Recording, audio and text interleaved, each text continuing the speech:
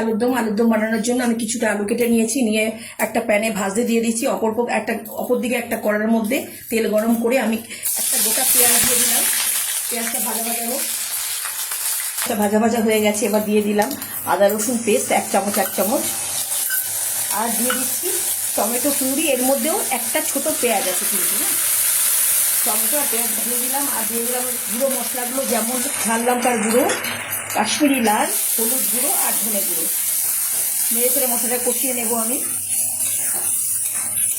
মশলাটা ভাজা ভাজা হয়ে গেছে, এবার দিয়ে দেবো খুব সামান্য 1 স্পুন মতো ভিনিগার, আর দিয়ে দিচ্ছি স্বাদ মতো নুন। আমি নুনটা আলুর মধ্যে দিয়েছি বলে এখানে অল্পই দিলাম। আর একটু কষিয়ে নেব। মশলাটা কষছি। এইভাবে আলুর দম করবেন আপনারা, দেখবেন খুব ভালো লাগবে। ভাজা আলুটা এবার আমি দিয়ে দিচ্ছি।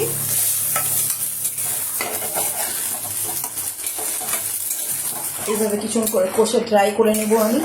আমার এই আলুর দমের খুব নাম। আমার মেয়েরা যখন লরেটো ধর্মতলায় পড়তো তখন এটা খুব নাম ছিল। বন্ধুরা বলতো, আন্টি এই আলুর দমটা পাঠাবে আমাদের জন্য। এই আলুর দম আর লুচি বা পরোটা ছিল। আজকে অনেক দিন পর আজ আমার মেয়েদের অফিসের টিফিনে এই একই টিফিনটা আমি আবার দিচ্ছি। রেডি আমার আলুর দম। আমি একদম প্লেন নর্মালভাবে করলাম, এর মধ্যে আমি কিন্তু কোনো কাজু বা কিচ্ছু দিইনি, একদম নর্মাল মশলা দিয়ে করলাম। আপনার এর মধ্যে একটু জল দিয়ে একটু গ্রেভিটা করতে পারেন, আমি করছি না কারণ টিফিন বক্সে দেবো, গড়িয়ে পড়বে। করে খেয়ে দেখবেন, রুটি পরোটা, লুচির সাথে ভালো, গরম ভাতেও ভালো লাগবে।